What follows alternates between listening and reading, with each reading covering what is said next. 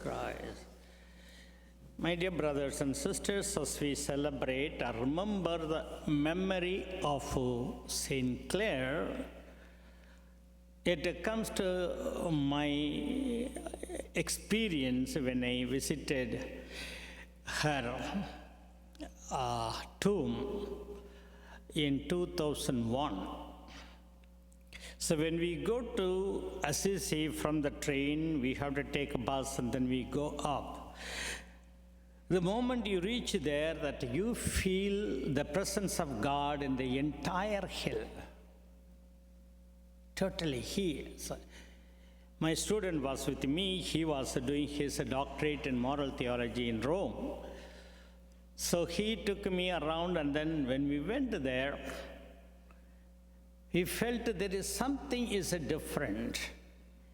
They were always present. There was always a presence of God's blessing in that area. All quiet, and we walked through the streets. We went to St. Francis of Assisi's tomb, prayed over there.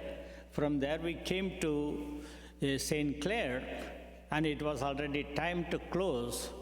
But my student who knew a bit of Italian tried to speak to her and said, this father is coming from India. He may not get a chance to come back again.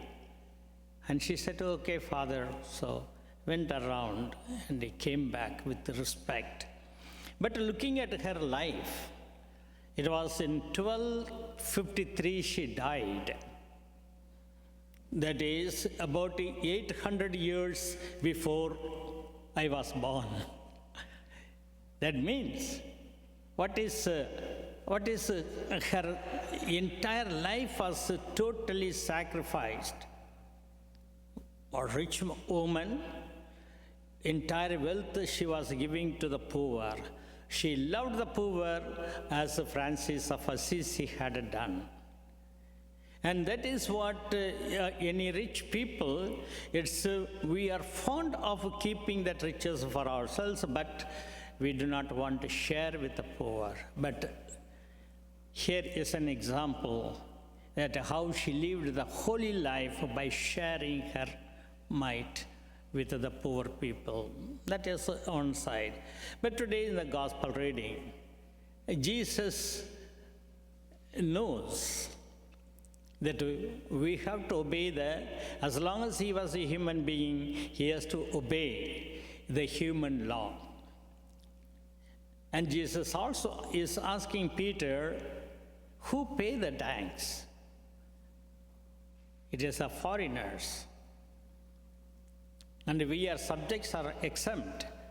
But then we should not disappoint them. Go, cast the hook and get the first fish and open the mouth and pay for you and for me.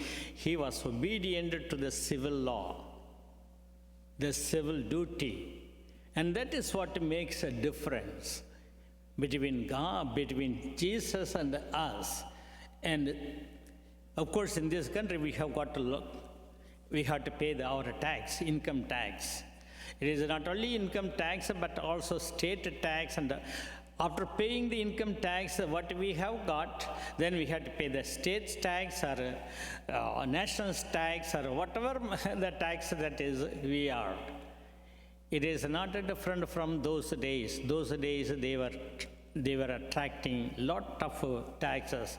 And that's why when Zacchaeus was tax collector, they accused him because he was working for foreigners, a pagan. And so they considered him as a sinner, though he was a Jew. But then Jesus came and invited himself to go to his house. Zacchaeus changed all of his mind. Jesus, if I have seated anyone, I'll pay 4 times. Luke 18, you will follow from 1 to 10. After that, you will follow. If I cheated anyone, I'll pay 4 times. And I will give half of my property to the poor. That is what really, when we come into contact with Jesus, our whole thinking pattern changes. Do we change? Think about it.